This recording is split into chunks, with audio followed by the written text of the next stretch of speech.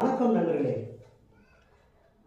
Athens நகரத்தில் Constantine பிளேவியஸ் என்ற ஒரு இளம் இயக்குனர் ஒரு குறும்படம் எடுத்திருக்காரு. 5 நிமிடங்கள் ஓரப்படி வளர்ந்தேன். ஆனால் வாழ்க்கையில் மறக்க முடியாத ஒரு அனுபவம் தருகிறது. அந்த படத்தின் பெயர் என்னண்டா, என்ன அது? ஒரு பெரிய வீடு, வீட்டுக்கு முன்னால் ஒரு தோட்டம், தோட்டத்தில் ஒரு கல் பெஞ்சில் ஒரு முதியவரும் அவருடைய மகனான ஒரு இளைஞன் உட்கார்ந்துருக்காங்க.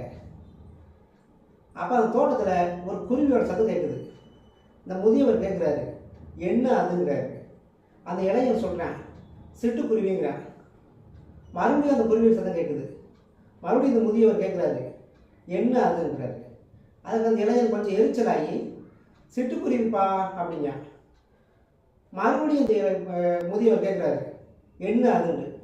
ஐயோ, உங்களுக்கு எத்தனை வட்டத்தை சொல்கிறது, உங்களோட காது கேட்காதா, சிட்டுக்குருவிப்பான்னு சொல்லிட்டு தன் கையில் வைத்திருந்த செய்தித்தாளை தூக்கி தரையில் எறிஞ்சிட்டு கோபத்தோடு உட்காந்துருக்கான். அப்போ அந்த முதியவர் அமைதியாக எந்திரிச்சு வீட்டுக்குள்ளே போகிறாரு. அப்போ இந்த இளைஞர் கேட்குறான், அப்போ எங்கே போகிறீங்கன்னு கேட்குறேன். கொஞ்சம் பொருள் சொல்லிட்டு உள்ளே போய் ஒரு பழைய டைரி எடுத்துகிட்டு வர்றாரு. எடுத்துகிட்டு வந்து தன் பையன்கிட்ட கொடுத்து, இதில் 50வது பக்கத்தை வாசி, நல்லா சத்தமாக வாசி அப்படிங்கிறாரு.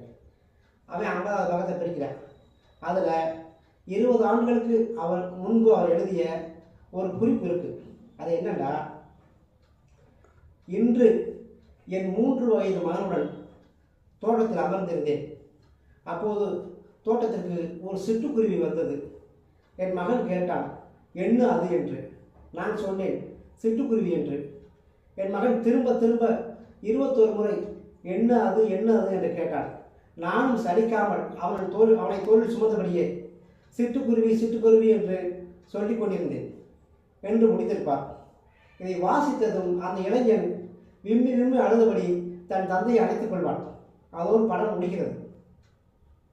நெற்றி போட்டு அடைந்தது போல் இருக்கிறது அல்லவா இந்த நிகழ்வு. முதிய பெற்றோர்கள் பேசுவதை இப்போது உள்ள பிள்ளைகள் யாரும் காது கொடுத்து கேட்பதில்லை. எதற்கோ நேரம் செலவழிக்கிறோம். அவர்கள் பேசுவதை கொஞ்சம் காது கொடுத்து நாம் கேட்டோம் என்றால் அவர்களுக்கு மிகப்பெரிய ஆதரவாக இருக்கும்.